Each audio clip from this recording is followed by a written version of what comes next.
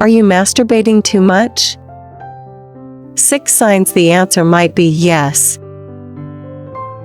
Masturbating is a perfectly normal, healthy pastime. And so long as it remains enjoyable, there's no upper limit to the number of times you can do it. Introduction disclaimer for adult sexology education content. Welcome to our adult sexology education program. We understand that this subject matter is sensitive and intended for mature audiences. Before you proceed, we want to emphasize the importance of responsible and consensual exploration of human sexuality. Our educational content is designed to provide accurate information, promote understanding, and foster healthy discussions about sexual topics.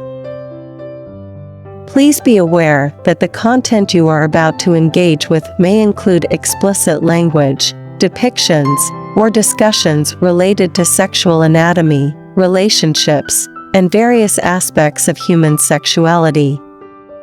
We are committed to providing a safe and respectful learning environment, free from judgment and discrimination. It is crucial to approach this educational material with an open mind and a commitment to respecting the diverse perspectives, identities, and orientations within the realm of human sexuality. Consent, boundaries, and communication are central themes in our content, and we strongly advocate for their practice both in educational contexts and real-life experiences. This educational resource is not a substitute for professional advice, diagnosis, or treatment related to sexual health or relationships. If you have specific concerns or questions, we encourage you to consult with a qualified healthcare provider or therapist. By proceeding with this content, you acknowledge that you are of legal age to access adult educational material in your jurisdiction, and you do so voluntarily and responsibly. We expect all participants to engage with this material in a respectful and informed manner. If you are uncomfortable with the content or feel triggered by the material, please take a moment to assess your readiness to continue. We value your well-being and encourage you to prioritize your emotional and mental health. Thank you for choosing to explore the field of sexology with us. Our aim is to provide you with accurate information and a safe platform for open and respectful discussions. Enjoy your learning experience. But if you feel like you can't control the impulse to masturbate, or it's interfering with your day-to-day life, or perhaps even taking the place of sex and therefore damaging your relationship, you may have an unhealthy fixation with it. The good news is, however, that there are things you can do to cut down and bring your masturbation habits under control. When do you know you masturbate too much? Figuring out whether or not you masturbate too much will largely center on the ways in which it impacts your life, livelihood, and mental and physical well-being.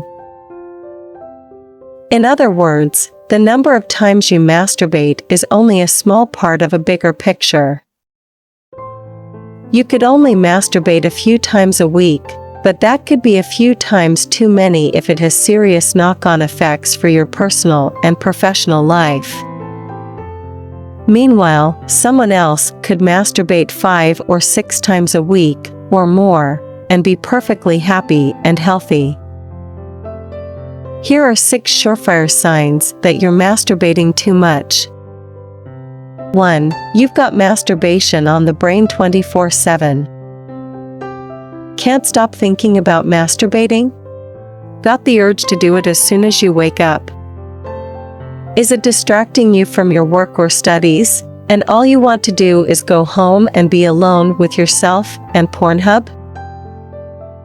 If that sounds familiar, it might be time to reassess your relationship with masturbation, especially if the impulse arises without any obvious sexual stimuli. 2. You're using it as a distraction or an escape.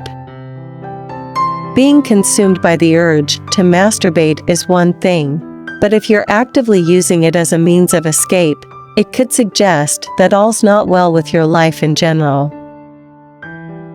Masturbation is a relatively low-effort way to make yourself feel good. But if you're doing it for a regular mood boost when you're stressed or depressed, you need to be careful you don't become overly reliant on it.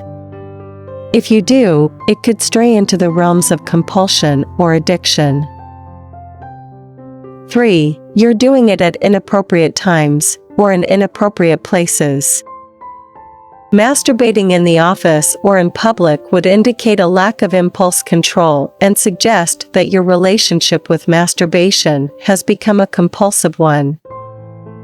Furthermore, it puts you at risk of discovery and leaves you open to serious consequences, such as termination from your job or public indecency charges.